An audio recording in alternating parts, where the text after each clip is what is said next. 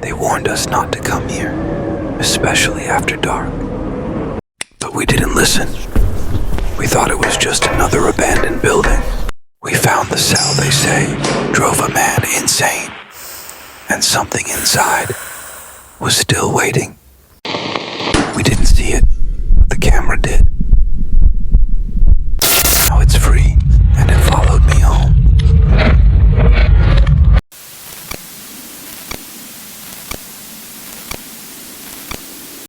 Part 1. The dare I should have said no. When my best friend dared me to spend a weekend exploring Ohio's most haunted places, I should have laughed it off, but I didn't. I said yes, because I thought it would be fun. You know, spooky vibes, some late night scares, a cool story to tell later. We started with the Ohio State Reformatory in Mansfield. You've probably seen it online. It looks like a damn castle. Gothic towers, rusting iron gates, tall stone walls. But what you don't see in the pictures is how the air changes the second you step inside. We didn't go on a tour. We snuck in through a broken fence behind the chapel. We had flashlights, a GoPro, a phone, and way too much confidence. I remember saying, "Let's find that cell where Psycho Mike went insane." Stupid, so stupid. The inside was freezing, even in July. It smelled like mold, iron, and something old. Not just old like the building, but ancient. Like death had settled in and never left. We wandered through crumbling halls, peeling paint, broken glass. Every sound echoed for miles. At first it was exciting. We joked around, took videos, even staged some fake ghost noises for TikTok. But then we reached solitary confinement. There were 6 cells, all sealed shut, except one, the last one on the left. The door hung half open, like it was waiting. My friend nudged me and whispered, "That's Psycho Mike's." I laughed. "All right, let's go say hi." He stayed back, and I stepped in. The moment I crossed the threshold, it felt like something wrapped around my chest. Tight, like hands pressing into me. The flashlight flickered. I looked around, and I swear, there was someone standing in the corner, just watching me. I turned to bolt, and the door slammed shut. I screamed, slammed my fists against the bars. Nothing. My friend yanked on the door from the outside, panicking. I was yelling, sweating, the flashlight flickering wildly, until it finally clicked off completely. Pitch black. Then, breathing. Not mine. Slow, heavy, right beside my ear. The escape eye didn't move, couldn't move. That breathing, it was real, close, like someone was crouched behind me watching, waiting. I held my breath, hoping maybe it was just my imagination. But then, something brushed my neck, cold, like wet fingertips. I screamed again, slammed my fist into the metal door. "Let me out." Outside, my friend was panicking. I could hear him yanking the handle, kicking the door. "It won't open, bro, it's stuck." Then he went silent, dead quiet. "Hey," I shouted. "Say something." No response, just the sound of slow, dragging footsteps behind me. I turned, raising the dead flashlight like it could protect me, but I couldn't see anything. The air felt heavy, charged, like it was pushing down on me. Then, one breath, right next to my ear. "I'm not done." The flashlight suddenly flared back on. and for a split second, I saw it, a tall, shadowy figure crouched in the corner, its head tilted unnaturally, arms too long, eyes, no eyes, just darkness. I fell backward, scrambling toward the door, and then it creaked. The cell door slowly opened on its own. My friend stood there pale as a ghost, staring past me. Did you see that? He whispered. I didn't answer. We ran, full speed, down the hall, out through the chapel, through the fence, and into the car. We didn't speak until we were halfway down the highway. I finally asked, "Why'd you go quiet?" Looked at me, trembling. Because when you were screaming, I heard a voice whispering in my ear. What did it say? I asked. He hesitated, then said it softly. He's free. The haunting begins. We didn't talk much the rest of the night, just drove, trying to pretend none of it happened. But deep down, I think we both knew we hadn't left that place alone. I got home around 2 a.m., tossed my gear in the corner, climbed into bed, and stared at the ceiling. Every creak in the house felt louder than usual. The silence, it wasn't peaceful anymore. It felt like something was waiting. Around 3:17 a.m., I heard it. Footsteps, not from outside, from the hallway. I live alone. I sat up, heart pounding, listened. One step, then another. Slow, careful, deliberate. I grabbed my phone, flipped on the flashlight, and crept toward the door. Opened it fast. Nothing. Just an empty hallway. But the air, ice cold, like the hallway had been sealed inside a freezer. I slept with the lights on that night, didn't sleep much at all. The next morning I chalked it up to paranoia, lack of sleep, overactive imagination, until I went to brush my teeth and saw the mirror.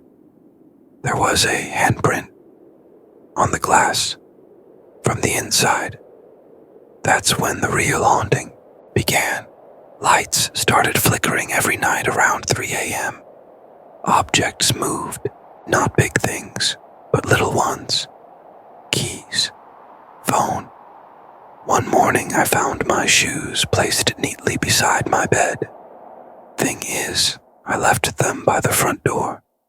Then came the whispers. Always soft, always right behind me, like someone standing just over my shoulder. I called my friend. Please tell me it's not just me, I said. He didn't even hesitate. I haven't slept in 2 days, he said. There's something in my closet.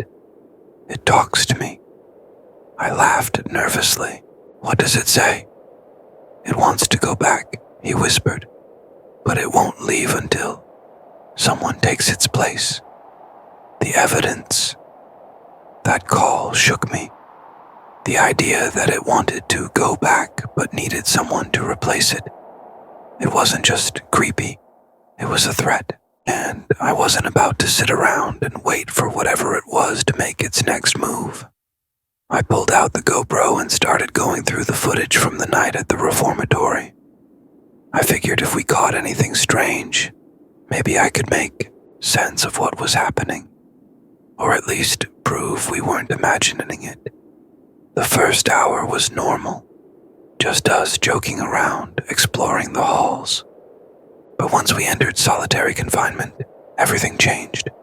The audio picked up static, a low hum, and then a voice, not ours, faint, croaky, repeating one phrase, "Let me out."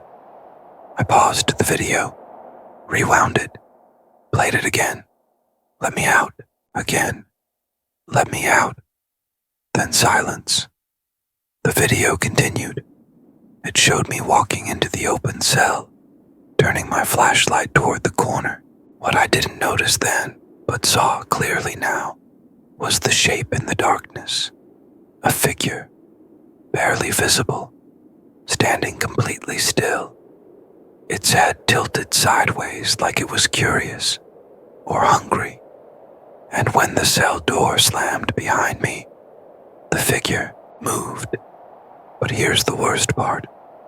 At the exact moment the door shut and I started screaming, another face appeared in the reflection of my friend's phone camera over his shoulder, close, inches away. I skipped forward in the footage. We were running down the hallway, breathless. But just before we exited the building, a frame flickered in and out. Barely a second long. It was me, lying in bed, except I hadn't gone to bed yet. Then, on the audio, another voice, deep, cold. "You let me out." My hand started shaking. I dropped the GoPro. That night, I didn't turn off the lights. I didn't even pretend to sleep. I just sat on the floor, back to the wall, watching every shadow in the room shift and stretch like they were alive. At exactly 3:17 a.m., the hallway light flicked off, and a second later, someone knocked. From the inside of my closet, the returnee couldn't live like this anymore. The whispers, the shadows, the thing in the closet, it wasn't stopping. And I knew my friend was going through the same hell. We weren't just haunted, we were marked. I called him the next morning. "We need to go back," I said. He didn't argue. We packed salt, candles, old Catholic prayers we found online, anything we thought might help. It felt ridiculous, but when you've seen what we've seen, nothing is off the table.